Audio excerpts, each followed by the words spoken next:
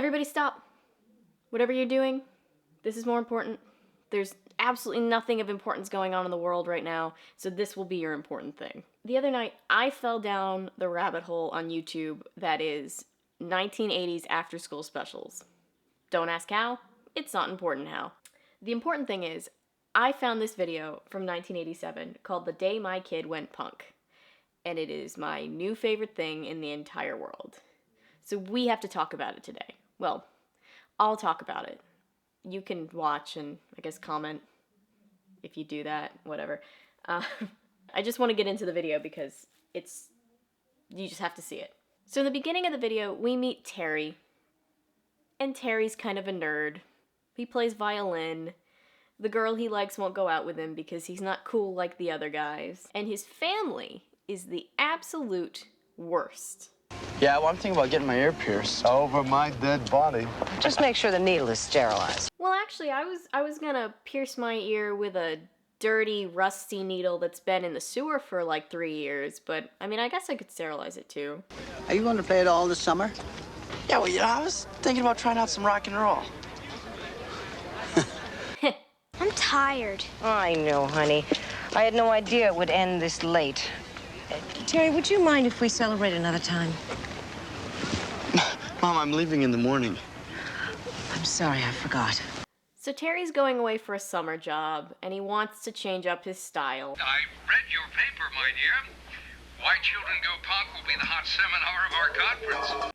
So you remember how I just said that Terry's parents and family are the worst?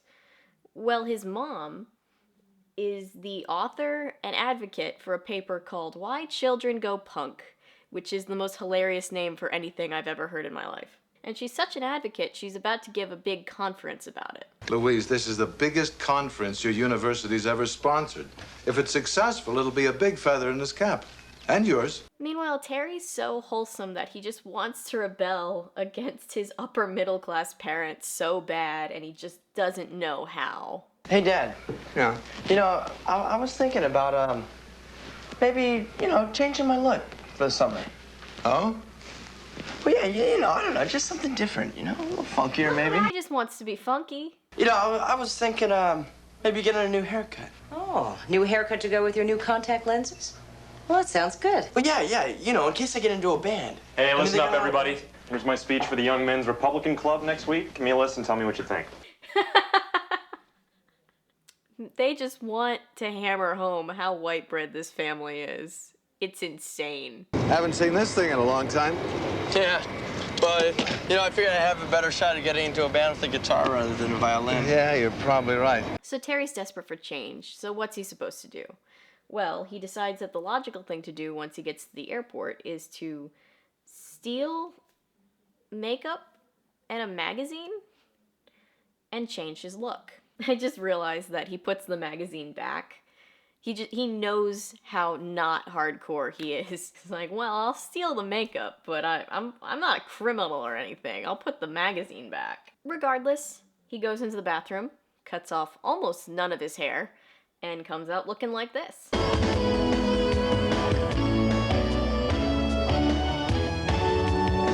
So now, dressed for success, Terry shows up for his brand new job.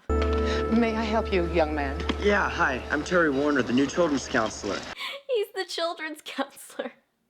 The fact that he dressed like that immediately before showing up for his first day as a children's counselor is probably the most badass thing he does in this entire thing. I love Terry. You know who doesn't love Terry? Terry's new boss. Terry Warner's here. Oh, good. Show him in. What did his mother tell you about him?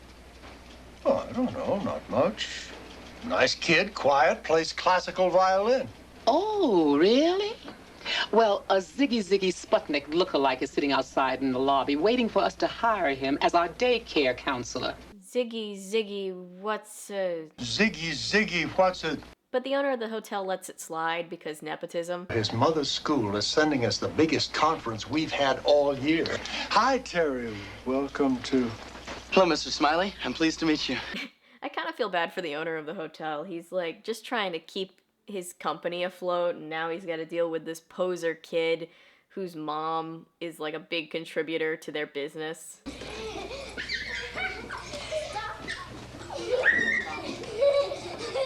Miss Brooks, Yes, that can't be the new counselor you promised us.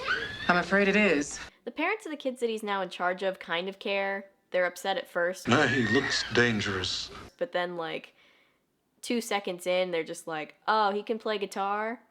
Oh, we like him. I wonder if my life will change, or will it stay right here and always be the same? That little girl singing along to a song that she definitely doesn't know. And just like that, with the speed and precision of an Oscar-winning biopic, Terry joins a successful band. My time is gonna come. My time is gonna be. Oh, my time is gonna come. My time, and it will be forever. I'm not gonna lie, they kind of slap though. Okay, great. You got the job. Yeah!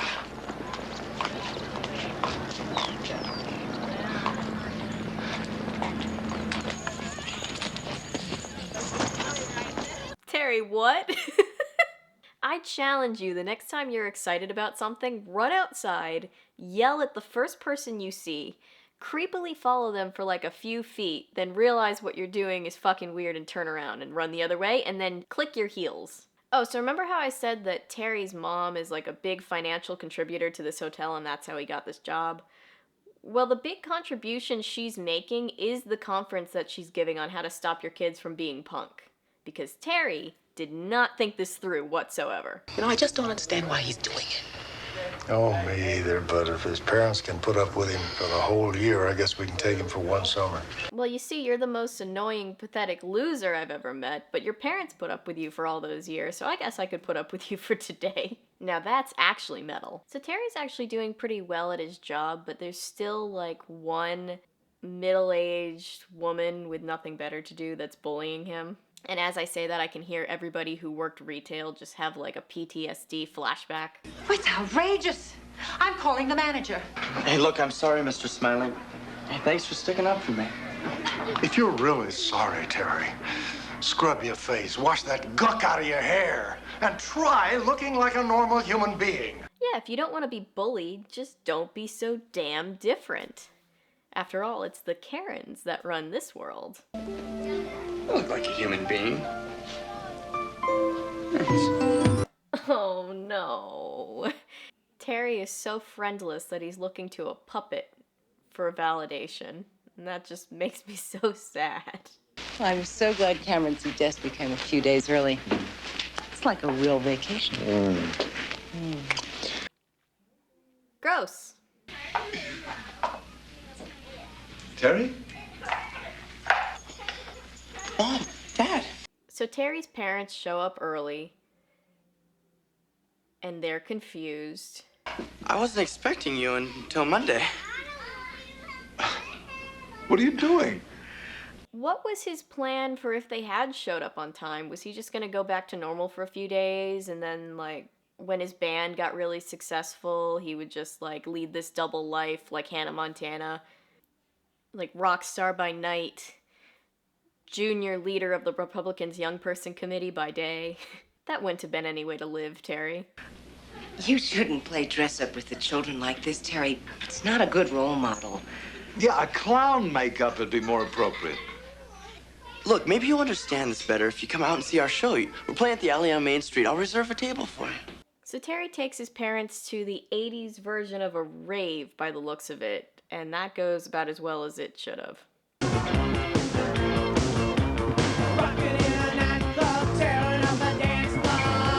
I don't know what's funny about that song to me. I think it's that he's singing about exactly what's happening, which I wish every song worked like that. Everyone knows this entire generation will be hearing impaired from this racket they call music. It is really funny to watch something from decades ago where people are talking about, like, our parents' generation the same way our parents' generation talks about this generation. Like, every generation talks shit about the next generation. That's just how it's always been and always will be, you know? Like, this generation's talking about Zoomers, like, oh, all those kids and their TikToks.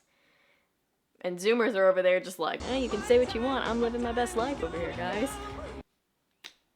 I don't know how to do any TikTok dance. I'm very sorry. Why are you doing this? It's cool, Dad. You know, it works for me.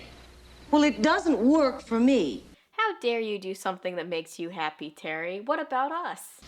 Fine, sweetheart, listen. How can you be so calm about this? Louise, I'm not being calm. I'm just trying to understand what's going on here. In what opposite world is being calm about a situation that's stressful a bad thing?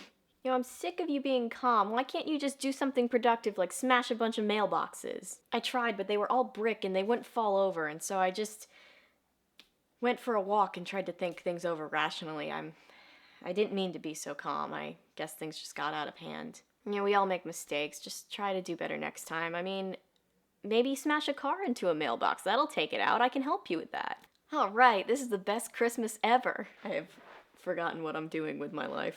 We've obviously failed him somehow. Well, don't start that, okay?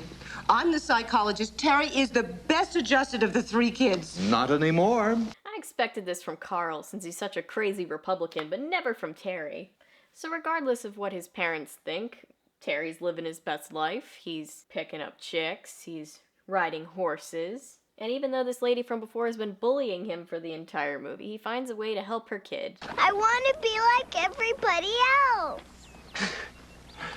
You know, that's funny what you said about wanting to be like everybody else. Because I think being like everybody else is really boring. I mean, look at me now. I've gone to a lot of trouble not to look like everyone else. I think you're beautiful. I think you're beautiful, too. You wait here with your mommy, and I'll be back in a little while, okay? Okay. So Terry jingles off to save the day, but lo and behold, his mom is giving a TV interview. And you've certainly been getting a lot of press coverage with your topic. Do you have any children? No. Yes, 3. This is a question for all the parents out there. Have you ever been so ashamed of one of your children that you just disown all of them temporarily just to play it safe? Hey, Mom. What a power move. Guess what I got in here? See? You're so special, they haven't made a doll that's just like you. Now that's adorable, but I have to ask, where did he get that doll? Did he have that doll? Why does he have that doll? It looks just like that little girl. This is like a Coraline moment. I'm sorry about the way I carried on the other day, but your appearance really frightened me. Look, it's okay. Sometimes it frightens me, too. It's such a mood. And it sure takes a lot of guts to face a room full of psychiatrists and psychologists and talk about how parents can avoid the punk syndrome in their teenagers when your own son looks like this. Hey, Mom. Wow, that's a really talented camera crew. The way that they managed to get a shot of what was directly behind the camera at the time. So Terry's mom decides to switch it up with her conference, and she actually makes it into this panel where she is like interviewing all of these kids that have gone punk. It's about other people, it's not about you. Have you ever tried looking at it from your parents' point of view? Why should we? They never see anything from our point of view. But aren't you all going around looking like that just to get a rise out of the rest of us? I wasn't alive in the 80s. Can somebody who was around then tell me if being punk was this big of a deal back then? Because these parents are acting like this was their COVID-19. Yeah, my dad would have been a lot happier if I would have been a junkie. At least he could have hid that from the neighbors. What? Well, Steve and Amy have it easy. Their son's only on crystal meth. Our kid has a mohawk. Yeah, and all you guys went around looking weird and passing out flowers. Hardly the same thing, young man. We preached love and peace. Well, you all stand for cruelty and violence. Whoa, wait a second. Wait for it. Okay, Boomer. Sorry. Back to the video. Why doesn't somebody take the trouble to find out and quit lumping us all together? Maybe it's because we're afraid of you. I think that's very true, Dr. Warner. I know I was terrified of the thought of Terry taking care of our child, but then something happened which forced me to get to know him, and I'm very glad. Hey, good for Sharon. Maybe she's not that bad after all. I had originally hoped to show parents how to keep their kids from turning punk. What I learned is that it's more important to find out why they're doing it. There is something very funny about the image of all of these, like, middle-aged women in a ton of makeup with dyed hair making fun of kids that are wearing makeup and have dyed hair. Just saying. I just wanted to show you a photograph of my son, Matthew, when he was 19. That's about 3 years ago. Oh, dear. Well, here's the same young man. He's now 22 and a banker. Oh, that's marvelous. And then the writers give us this character to reassure all the parents watching this in 1987 that their kids will go back to being normal and boring one day. Wouldn't it be funny if it was just like, here's a picture of that kid now, and he just holds up the picture and it's like a picture of him. It's like him, he was the goth kid. We had a long talk with Terry after the panel, and I think we've worked it all out. Mom, Dad. Sorry I'm late. I was just down saying goodbye to the band. Then Terry's parents realize that the minimal amount of surface level attention that they've given him has not successfully made him go back to being normal, so now they just don't know what to do. He told us that we treat him like he's invisible around here, that we don't listen to him, that we don't care. I think he's right. We don't pay any attention to Terry. He's always been just kind of there. Ouch. Even the little sister was bored with Terry before. Professor Steinberg, you didn't assign me a position today. I know that. Well, why not? Are you by any chance planning to change the way you look? We are playing in dark suits and short hair, and may I add, only the women wear makeup. Nothing like good old-fashioned gender norms to ruin your day. He's not gonna let you play, is he? It's not fair. I mean, you ought to be able to project any image that you want to the world. Where did she come from? Is that the girl that rejected him from before? Giving a lecture about how anyone should look like anything that they want and not be judged on how they outwardly look. Getting mixed signals right here is what I'm getting. Can I come in? What do you want? We haven't been paying much attention to you. But it wasn't intentional, and it's not going to happen anymore. And you know, you haven't helped. What do you mean? Well, you always gave in to what we wanted. You never took a stand for yourself. Older brother Carl really giving us a mental image of what gaslighting is. So after all this, Terry contemplates just giving up and going back to normal.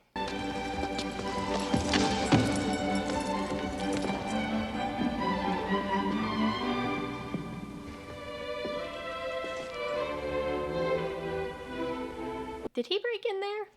Because I'm definitely getting the feeling that he broke in there. I've done a lot of thinking, and I know that I have to make my decisions not because I want to please you or because I want your attention, but because they're right for me. So for now, I'm gonna stick to playing rock.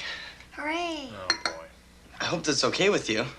And I'll make it a little easier, too. I've decided to cut out the makeup. I don't need it. Aw. I liked the makeup. It worked for him. I don't know if I can listen to that music for another 30 years, but if it makes you happy. Okay. I love you, sweetheart, and I will try to get used to it. So in the end, Terry decides to stick to rock while also being a less edgy version of what he's been this whole time. What have we learned today? Don't ignore your kids or they'll run off and become rock stars. Love your kids just enough so that they become the people that you want them to be. Violin guys just don't get girls? I don't know. I just think this whole thing is really hilarious. I think it's so 80s. I just can't handle how 80s it is. Be yourself. That's what you're supposed to take away. Be yourself. I don't know if that's what this video wanted you to take away, but that's what I want you to take away. Older people say these same things to younger kids all the time. And truth is, when they were younger, their parents were saying the same type of stuff to them, just about different things. But yeah, be yourself, people.